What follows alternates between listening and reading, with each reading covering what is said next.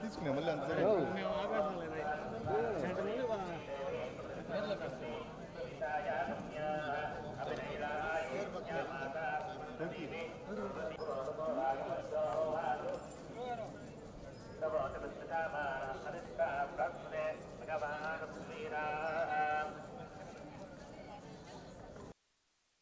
అంటే అదే బాబుకి పేరు పెడదామని వచ్చాము. ఇక్కడే తిరుమలలో బాబుకి ఫస్ట్ టైం పేరు పెడదామని చెప్పి తీసుకొచ్చాము. దర్శనం చాలా బాగా జరిగింది.